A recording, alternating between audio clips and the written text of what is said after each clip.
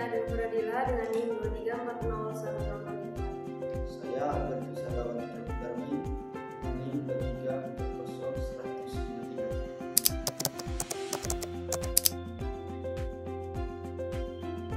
Simak video selanjutnya ya. Jadi tujuan praktikum ini pertama mampu melakukan uji kepekaan kuman terhadap berbagai antibiotik dengan metode difusi. Yang kedua, mampu menginterpretasi hasil uji antibiotik. Untuk dasar teorinya, nanti infeksi bakteri dapat diobati dengan antibiotika baik yang bersifat bakterisida maupun bakteriosat. Untuk mengatasi penyakit dengan tepat diperlukan data kepekaan kuman penyebab infeksi terhadap antibiotika yang tersedia. Pengujian kepekaan antibiotik dapat dilakukan dengan metode difusi atau dilusi. Pada metode difusi, prinsipnya adalah terdifusinya senyawa antimikroba ke dalam media padat yang telah diinkulasi dengan bakteri. Metode difusi dapat dilakukan dengan cara cakram atau semburan. Pada metode difusi cakram, kertas cakram yang mengandung antibiotik diletakkan di atas media yang telah mengandung mikroba, kemudian diinkubasi dan dibaca hasilnya berdasarkan kemampuan mengambil mikroba di sekitar kertas cakram. Metode difusi sumuran dilakukan dengan membuat sumuran dengan diameter tertentu pada media agar yang sudah ditanami bakteri. Antibiotik diinokulasi ke dalam sumuran tersebut dan diinkubasikan. Zona jernih yang terbentuk di sekitar cakram atau sumuran merupakan indikator penghambatan antibiotik terhadap pertumbuhan mikroba. Untuk alat dan bahan yang digunakan, alatnya itu ada John Petri, beker glass, pipet, Erlenmeyer, dan tabung reaksi. Yang kedua ada mikropipet, pinset, tawan OC, pipet ukur, dan jangka sorong. Untuk bahannya sendiri itu ada suspensi kuman, E. coli, cakram antibiotik, kloramfenikol, ampicillin, clindamycin, media molekton atau MKA, dan aqua steril, serta alkohol 70% dan kapas usap steril. Nah, berikut ini merupakan cara kerja dari praktikum yang akan dilaksanakan. Mula-mula yang pertama pembuatan media.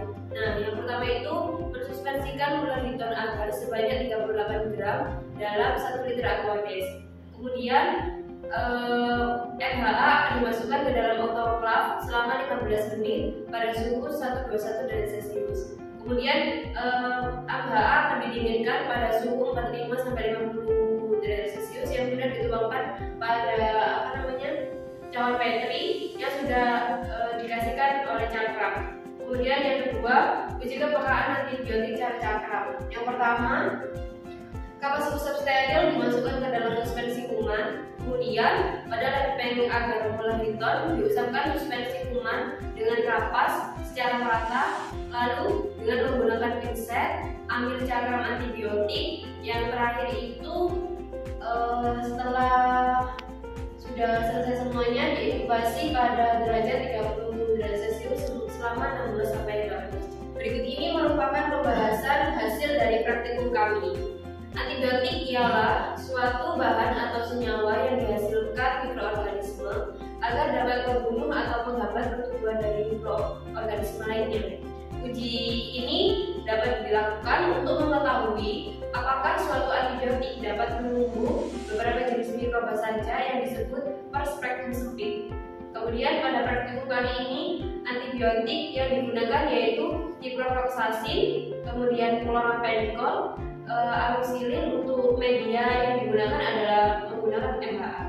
Pertama, pembuatan media yaitu menimbang MHA sebanyak 15,2 gram, larutkan dengan aquades di atas bunsen. Kemudian MHA dilarutkan dan dipindahkan ke dalam Erlenmeyer dan dituangkan media ke dalam cawan Petri. Tunggu sampai beberapa menit agar media padat. Kedua yaitu uji kepekaan antibiotik. Larutkan karton sebanyak 1,2 gram dalam aquades. Setelah itu masukkan media ke dalam tabung reaksi. Masukkan bakteri aureus dan E. coli pada masing-masing cawan Petri. Ambil bakteri yang sudah disuspensi menggunakan mikropipet. Setelah itu masukkan cakram antibiotik yaitu ciprofloxacin, kloramfenikol,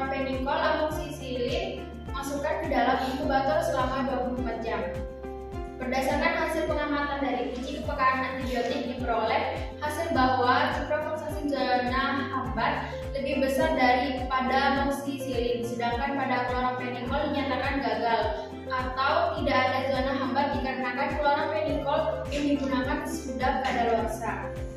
Bisa kita simpulkan bahwa ciprofloxacin tingkat kepekaannya tinggi dalam menghambat bakteri Aureus dan E. coli, yaitu sebesar 3,155 mm, sedangkan amoxicillin 1,275 mm.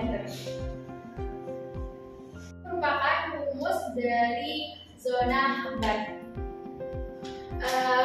Perhitungan diameter zona hambat. Pada pengukuran zona hambat dilakukan 2 kali secara vertikal dan horizontal, kemudian akan dibagi menjadi 2 untuk mendapatkan rata-rata seperti pada rumus yang sudah ditentukan. Untuk perhitungan dari praktikum yang telah dilakukan itu, untuk zona hambat dari bakteri Aureus dengan antibiotik ciprofloxacin itu 4,255. Untuk chloramphenicol-nya tidak kata karena praktikum yang kemarin gagal akibat bakteri yang kadaluarsa.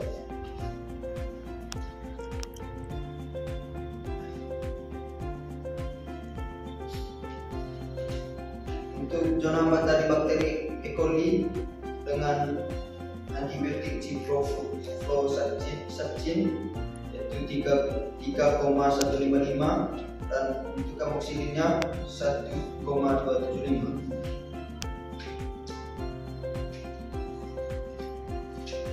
Untuk kesimpulannya bisa disimpulkan bahwa zona hambat ciprofloxacin lebih besar dibanding amoxicillin, dan ciprofloxacin tingkat kepekaannya tinggi untuk menghambat bakteri Aureus dan E. coli. Itu adalah hasil praktikum yang telah dilakukan kemarin.